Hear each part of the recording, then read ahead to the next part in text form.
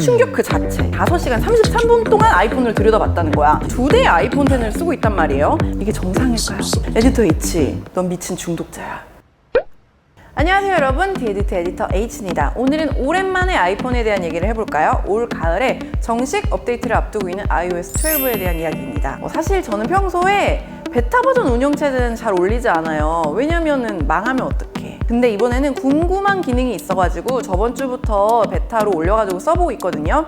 지금부터 iOS 12에 어떤 변화가 있는지 아주 간략하고 섹시하게 설명해 드리도록 하겠습니다.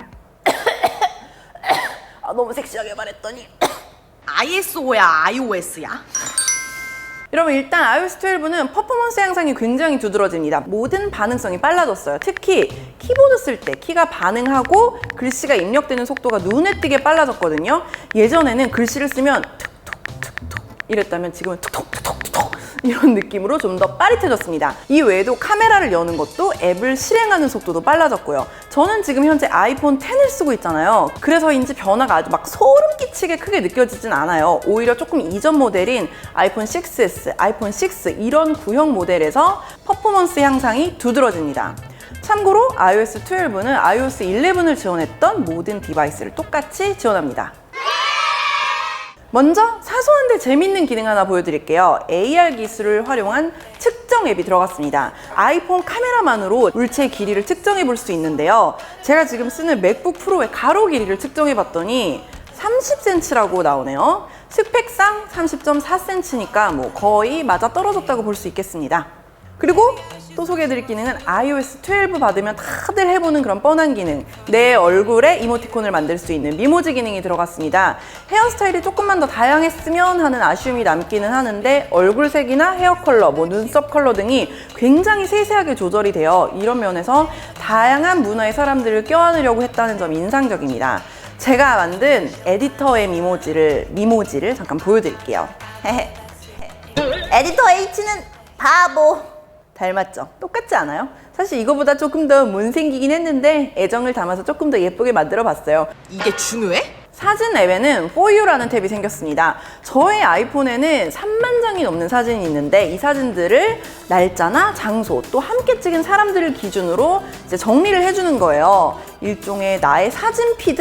사진 브라우저? 이렇게 보시면 될 것 같습니다. iOS 12에서는 미디어 유형별로 사진 정렬이 이제 제공이 되거든요. 이전보다는 좀 더 직관적인 정리가 가능해졌습니다. 사진 검색 기능도 강화됐다는데 사실은 아직 베타라 그런지 저는 썩 한글 검색으로는 만족스러운 결과는 확인하지 못했습니다. 현재 제 폰에서 자동으로 형성된 카테고리를 보면은 음식, 자동차, 눈, 동물, 공연 이런 것들이 있는데 아주 쓸모있지는 않았어요. 주요 변화 중에 또 하나가 시리의 제한 기능입니다. 쉽게 설명드리자면 시리가 사용자의 사용 패턴을 학습을 해가지고 너 이 시간에 이거 할 거지? 라고 먼저 제안해주는 기능이에요. 너 맨날 여기서 이 시간에 이 커피 메뉴를 주문하잖아 라는 걸 학습해가지고 자, 지금 여기서 이거 주문할래? 라고 띄워주는 거죠. 하지만 애플페이나 지도 서비스가 한국에서는 한계가 있는 만큼 우리나라 사용자들은 애당초 애플이 설계한 만큼 매끄러운 시리 제한 기능을 경험할 수 있을지 좀 의문이 남습니다. 단축어라는 기능도 굉장히 재밌습니다. 자주 쓰는 기능을 음성 단축어로 저장을 해두면 시리가 그걸 학습해가지고 자, 단축어 설정 화면에 들어가 보시면은 최근에 내가 썼던 기능들이 쭉 나오는데 여기서 원하는 거를 이렇게 플러스를 눌러가지고 숏컷을 만들 수 있습니다. 아직은 애플 공식 앱에서 썼던 작업들만 나오네요. 실제로 지금 여기서 제가 추가하고 싶은 작업은 없는데 여기 모든 사진 앨범 보기 기능을 추가하고 싶다면 여기 플러스를 누르고 이제 여기다가 음성 명령어를 녹음하면 되는 거죠. 사진 몽땅 이렇게 녹음하시면 사진 몽땅이라고 했을 때 이제 시리가 저한테 모든 사진 보기 앨범을 꺼내주게 되는 겁니다. 그리고 여러분 아이폰 10 쓰시는 분들 이제 멀티태스킹 화면에서 앱을 위로 이렇게 들어 올리는 동작으로도 앱 종료가 되게 되었습니다. 반갑지 않나요? 되게 오랜만이죠? 이게 더 쉬웠다는 얘기겠죠? 자, 이제 제 생각에 iOS 12의 하이라이트인 스크린 타임 기능을 볼 시간입니다. 사실 요즘 나온 스마트키 중에 안 좋은 게 어디 있겠어요. 아이폰도 좋고 갤럭시도 좋고 G7도 좋고 다 좋단 말이에요. 이제는 이 기계가 얼마나 강력하고 성능이 좋은지를 고민할 시대가 아니라 이 기기를 쓰는 사용자들의 삶의 질을 어떻게 향상시킬 건지를 고민하는 시대입니다. 전 세계적으로 스마트 기기에 대한 중독이 화두라고 합니다. 저 역시 밤에 잠자리 누워서 잠을 설쳐가면서 한참 동안 스마트폰을 손에서 못 놓는 제 모습을 보면 아, 내가 왜 이럴까? 이런 자괴감이 든단 말이에요. iOS 12에 추가된 스크린 타임 기능은 내가 아이폰을 얼마나, 어떻게, 무엇에 쓰고 있는지를 정확하게 보여줍니다. 솔직히 저는 이거를 이틀 정도 써보고 통계를 본 다음에 좀 충격을 먹었어요.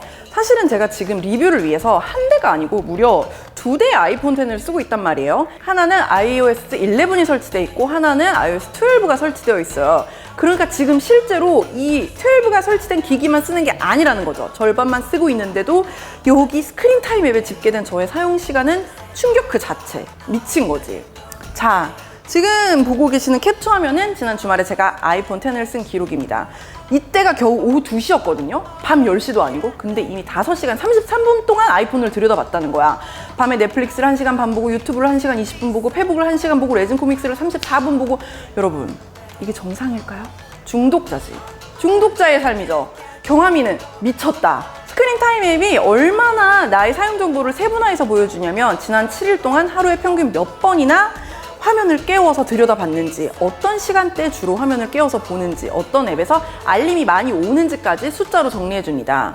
만약에 여러분이 저처럼 이걸 보고 사태의 심각성을 느꼈다면 앱이나 카테고리별로 사용 시간을 제한할 수 있습니다. 소셜 네트워킹 앱을 하루에 1시간만 쓸 수 있게 제한을 걸어놨다면 제가 인스타그램, 페이스북, 트위터 이런 앱들을 전체를 묶어서 하루에 1시간만 쓸 수 있는 거예요. 만약에 제가 1시간을 넘었다 그러면 이제 화면이 짠 이렇게 저를 막습니다. 물론 이 알람을 무시하고 사용 제한을 해제한 다음에 계속 사용할 수 있어요. 하지만 이 화면이 떴다는 것만으로도 제 마음에 경고음을 울리겠죠. 에디터 H, 넌 미친 중독자야. 비슷한 맥락으로 화면 사용 자체를 아예 중단할 수 있는 다운타임도 설정할 수 있습니다. 만약에 여러분 자정부터 아침 6시까지 다운타임을 설정해 놨다면 그 시간에는 내가 예외로 사용을 허락한 앱이나 전화 등의 기본적인 기능만 사용할 수 있는 거죠. 이런 기능을 이용해서 부모님들이 아이들의 앱 사용 시간을 관리할 수 있게 됐습니다. 이 경우에는 나 스스로를 관리하는 것보다는 좀 더 강제성이 있어요. 만약에 자녀 계정의 아이폰에 다운타임을 설정해 두었다면 아이들은 부모님이 사용 제한을 걸어둔 시간에는 폰을 제대로 쓸 수 없어요. 물론 기본적인 전화나 메시지 그리고 꼭 필요한 지도 앱 등의 기능은 허용을 해둘 수 있고요. 자녀들을 대상으로 앱 시간 제한 역시 사용이 가능한데 만약에 게임 앱 사용을 하루에 1시간만 허용을 해뒀다면 아이들이 1시간 정도 게임을 다 한 뒤에는 부모님한테 엄마 1시간만 더 하게 해주세요. 45분만 더 하게 해주세요 하고 사용시간 연장을 요청할 수 있어요. 그럴 때 너그러운 부모님은 허락을 해줄 것이고 싫다면 그냥 거절해버리시면 됩니다. 이거 꼭 PC방 연장하는 것 같지 않아요? 아이들의 자유도를 너무 해친다 이런 지적이 나올 수도 있겠지만 다른 방향으로 생각하면은 스마트폰 중독이나 게임 중독 때문에 아이들에게 스마트폰 사주는 걸 꺼려하는 부모님들은 현실적인 방향으로 어느 정도는 사용을 열어주면서 아이들이 어떻게 앱을 쓰는지 좀 더 체계적으로 관리할 수 있는 그런 기능인 셈이겠죠. 자, 여러분 이렇게 오늘 iOS 12에 대해서 아주 간략하게 쭈르륵 살펴봤습니다. 자, 이제 이게 업데이트가 될 가을을 기다려보도록 하겠습니다. 여러분 오늘 영상도 재밌게 보셨다면 좋아요랑 구독하는 거 잊지 마시고요. 다음 영상에서 또 만날게요. 안녕. 안녕.